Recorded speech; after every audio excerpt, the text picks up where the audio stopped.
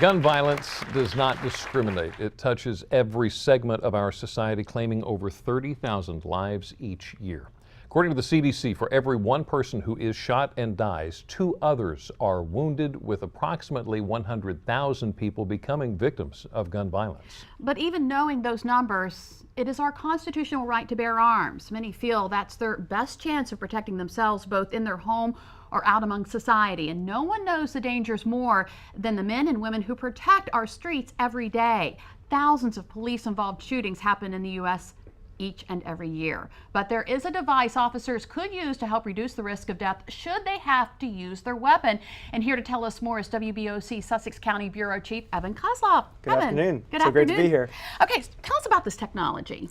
Well, it's called Alternative Ballistics. It's a San Diego company, and essentially it's an attachment that goes on top of a normal weapon. You're seeing it right there on your screen, and basically there's a metal ball on the end of the gun that captures the bullet, and then it travels at 1/5 of the speed.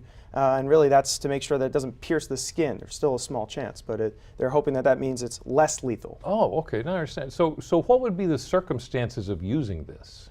Well, the big number they say is 3 seconds, because that's how long they say it takes to put it on to the weapon. Okay. So there are certain circumstances. If somebody comes with a gun, for example, right. That's a split-second decision. You don't use this. You don't use that alternative ballistics in that situation. Okay. But if somebody were to come with a knife and you have the time, you could put it onto the weapon, and in those 3 seconds, then you will be able to shoot and give them a warning. And we're talking about police officers. Yes, here, this right? is something that they want police departments to be using. Okay, are they legal?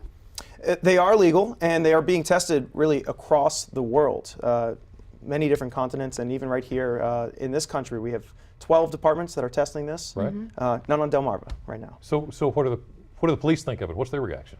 There's a mixed reaction. They think any time that you can not kill somebody when you're using a weapon is a good thing. Yeah. However, they do have their reservations. I did speak to somebody from the Georgetown Police. A lethal situation means death. Death could happen. And when you're in those kind of situations, high stress is the name of the game, and your hand dexterity is not what it is when you're nice and calm on a range or trying to sell your product. So these are real bullets, they're just not hitting the person at the force that a real bullet would. Would that stop?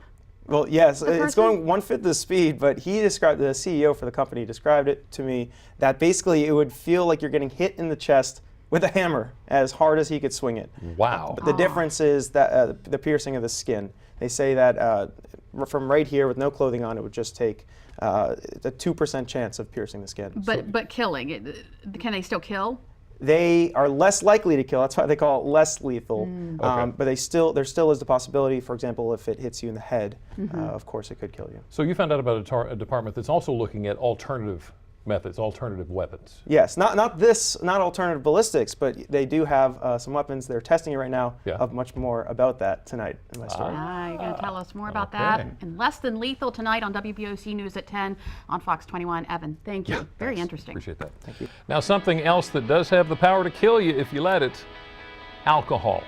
8 million teenagers admit to drinking underage. More than half are binge drinking. So up next, we're going to hear how some researchers say it's got its allure, and it could be because of you. And Delaware First Lady Carla Markell shares her story of exposure to alcohol at a young age through a mother with a drinking problem. How she's now using her experience to help others. DelmarvaLife, we'll be right back.